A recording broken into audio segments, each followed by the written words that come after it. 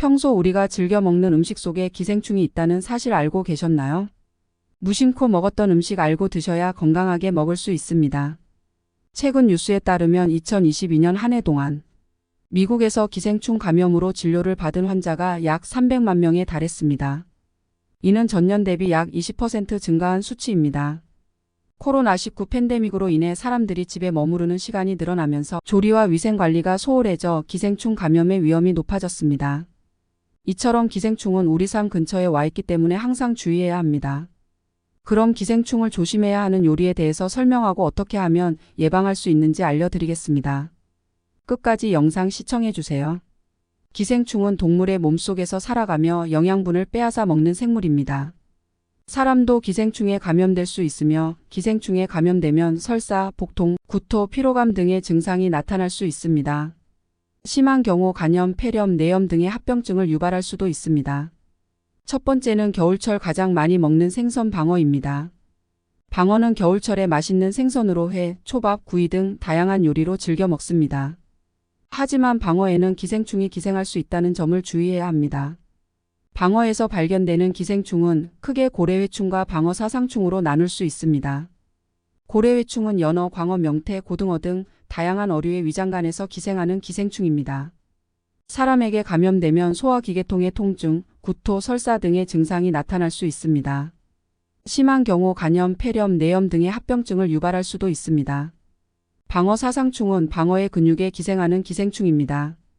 사람에게 감염되면 식중독이나 배탈이 날 수 있습니다.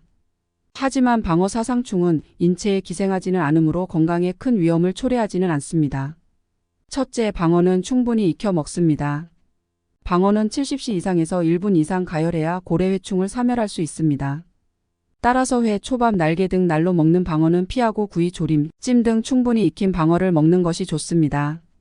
둘째, 날방어는 먹지 않습니다. 날방어에는 고래회충이 기생할 가능성이 있습니다. 따라서 날방어는 절대 먹지 않는 것이 좋습니다. 셋째, 방어를 구입할 때는 신선한 것을 선택합니다. 신선한 방어는 고래회충 감염률이 낮습니다. 따라서 방어를 구입할 때는 눈이 맑고 윤기가 나며 살이 탄탄하고 탱탱한 것을 선택하는 것이 좋습니다. 둘째, 곱창집에 가면 자주 나오는 소이간입니다. 소간은 영양가가 풍부한 식품이지만 기생충이 기생할 수 있으므로 주의해야 합니다. 소간에 기생하는 대표적인 기생충은 개회충입니다. 개회충은 개, 고양이, 돼지 등 다양한 동물의 소장에 기생하는 기생충으로 사람에게 감염되면 폐나 간에 기생합니다. 감염되면 가벼운 몸살과 복통을 앓게 되며 심하면 백내장이나 척수염 등을 겪을 수도 있습니다. 사실 소의 간을 익혀 먹으면 크게 문제가 되지 않지만 생간으로 먹기 때문에 위험성이 배가 되는 것입니다. 소이간 곱창은 충분히 익혀 먹습니다. 소이간 곱창은 72시 이상에서 1분 이상 가열해야 개회충을 사멸할 수 있습니다. 따라서 날로 먹거나 덜 익혀 먹지 않는 것이 좋습니다. 특히 어린이, 노인, 임산부, 면역력이 약한 사람은 기생충 감염에 취약하므로 더욱 주의해야 합니다.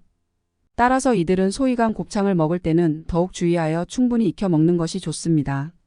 소이간 곱창집은 위생 상태가 불량할 수도 있습니다. 따라서 음식을 먹기 전에 주방의 위생 상태를 확인하는 것도 중요합니다. 음식이 오염된 경우 식중독에 걸릴 위험이 있습니다. 세 번째는 돼지고기입니다. 돼지고기 기생충 감염은 전 세계적으로 흔한 질환입니다. 우리나라의 경우 유구조충 감염률은 1980년대에는 20% 이상이었으나 현재는 5% 미만으로 감소하였습니다. 이는 정부의 돼지고기 살처분 검사 및 도축 검사 강화, 국민들의 식육 위생에 대한 인식 개선 등의 노력 때문인데요. 돼지고기에는 다양한 기생충이 기생할 수 있습니다. 그 중에서도 가장 흔한 기생충은 유구조충과 아시아조충입니다. 유구조충은 돼지의 소장과 맹장에 기생하는 기생충으로 사람에게 감염되면 설사, 복통, 구토, 피로감 등의 증상이 나타날 수 있습니다. 심한 경우 간염, 폐렴, 뇌염 등의 합병증을 유발할 수도 있습니다. 아시아조충은 돼지의 소장과 맹장에 기생하는 기생충으로 사람에게 감염되면 설사, 복통, 구토, 피로감 등의 증상이 나타날 수 있습니다. 심한 경우 간염, 폐렴, 뇌염 등의 합병증을 유발할 수도 있습니다. 넷째, 오징어회입니다. 오징어에는 니베린 촌충과 아니사키스라는 두 가지 기생충이 기생할 수 있습니다. 니베린 촌충은 오징어의 내장이나 근육에 기생하는 기생충으로 사람에게 감염되면 구토, 설사, 복통 등의 증상을 유발할 수 있습니다. 아니사키스는 오징어, 광어, 붕장어, 고등어 등 다양한 어종의 근육에 기생하는 기생충으로 사람에게 감염되면 복통, 구토, 설사, 발열 등의 증상을 유발할 수 있습니다. 5번째, 간장게장입니다. 간장게장에 기생할 수 있는 대표적인 기생충은 폐흡충입니다. 폐흡충은 민물개나 민물가재에 기생하는 기생충으로 사람에게 감염되면 폐에 기생하여 폐렴, 간염, 뇌염 등의 증상을 유발할 수 있습니다. 폐흡충은 민물개나 민물가재의 중간 숙주에서 자라며 사람을 최종 숙주로 삼습니다. 사람이 감염된 민물개나 민물가재를 날로 먹거나 덜 익혀 먹으면 기생충의 유충이 사람의 소장을 통해 혈관으로 들어가 폐, 간, 뇌, 뼈 등에 기생합니다. 말만 들어도 아주 무서운 기생충인데요. 마지막으로는 굴입니다. 굴은 영양가가 풍부하고 맛이 좋아서 많은 사람들이 즐겨 먹는 식품입니다. 하지만 굴에는 기생충이 기생할 수 있으므로 주의해야 합니다. 굴에 있는 기생충은 창골큰 이풋충인데요. 이름만 들어도 무섭습니다. 창골큰 이풋충지와 예멘 OPHALLOIDSSEOI은 우리나라에만 분포하는 기생충으로 굴의 내장에 기생합니다. 1993년 서울대학교 의과대학 기생충학 교실에서 처음 발견하여 이름을 붙였습니다.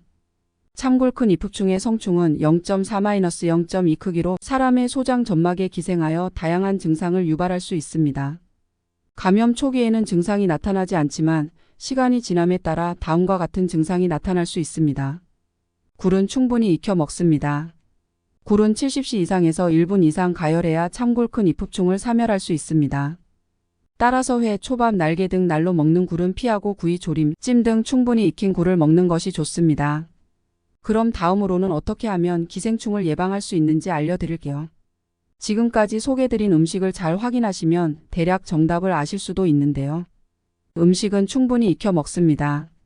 민물고기, 조개류, 익히지 않은 채소나 과일은 기생충의 유충이나 성충이 있을 수 있으므로 충분히 익혀 먹어야 합니다. 특히 회, 초밥, 날개 등 날로 먹는 음식은 기생충 감염의 위험이 높으므로 피하는 것이 좋습니다. 손을 자주 씻습니다.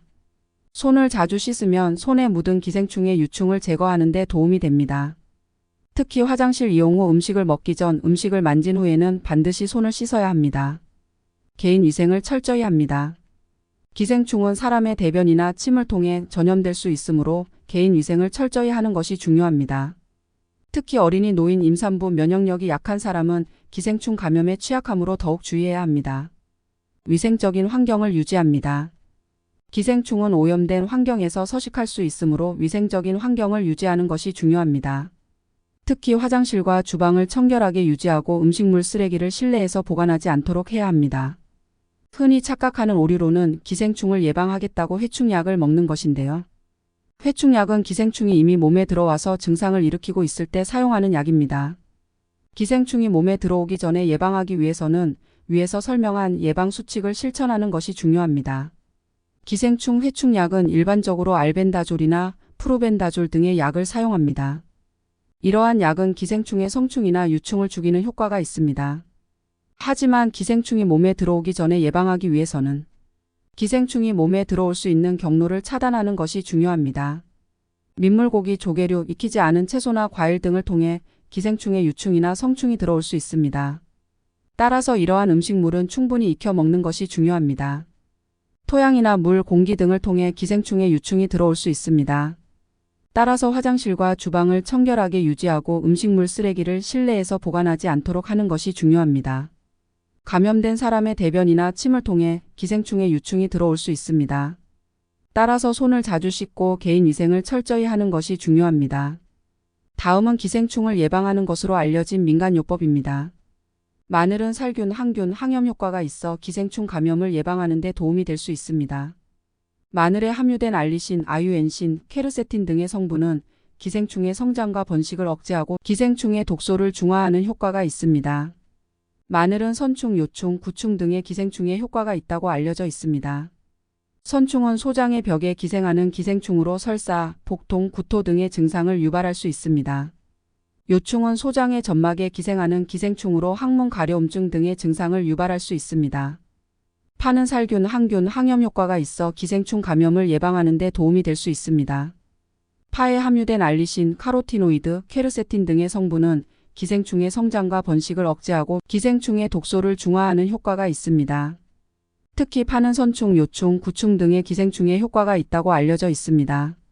선충은 소장의 벽에 기생하는 기생충으로 설사, 복통, 구토 등의 증상을 유발할 수 있습니다. 한 연구에 따르면 파 추출물을 투여한 쥐는 투여하지 않은 쥐에 비해 선충의 개수가 현저히 감소한 것으로 나타났습니다. 또한 다른 연구에 따르면 파 추출물을 투여한 쥐는 요충의 유충이 소장벽에 침투하는 것을 억제하는 효과가 있는 것으로 나타났습니다. 오미자는 면역력 증진, 항염 효과가 있어 기생충 감염을 예방하는 데 도움이 될 수 있습니다. 오미자에 함유된 사포닌, 비타민C, 폴리페놀 등의 성분은 기생충의 성장과 번식을 억제하고 기생충의 독소를 중화하는 효과가 있습니다. 특히 오미자는 장염, 이질, 구토 등의 증상을 유발하는 장내 유해균의 성장을 억제하는 효과가 있습니다. 또한 오미자는 면역력을 증진하여 기생충에 대한 저항력을 높이는 효과가 있습니다. 한 연구에 따르면 오미자 추출물을 투여한 쥐는 투여하지 않은 쥐에 비해 선충의 개수가 현저히 감소한 것으로 나타났습니다. 또한 다른 연구에 따르면 오미자 추출물을 투여한 쥐는 요충의 유충이 소장벽에 침투하는 것을 억제하는 효과가 있는 것으로 나타났습니다. 이러한 민간요법은 기생충 예방에 도움이 될 수 있지만 과학적으로 증명된 것은 아닙니다. 따라서 기생충 감염을 예방하기 위해서는 위에서 설명한 예방 수칙을 실천하는 것이 가장 중요합니다. 영상 끝까지 시청해 주셔서 감사합니다. 기생충 감염은 다양한 증상을 유발할 수 있는 위험한 질환입니다. 따라서 예방이 최선입니다. 위에서 소개한 예방 방법을 실천하고 정기적으로 기생충 검사를 받는다면 기생충 감염을 예방할 수 있습니다. 건강하게 먹고 건강하게 살아요. 영상이 도움이 되셨다면 구독, 좋아요 부탁드립니다.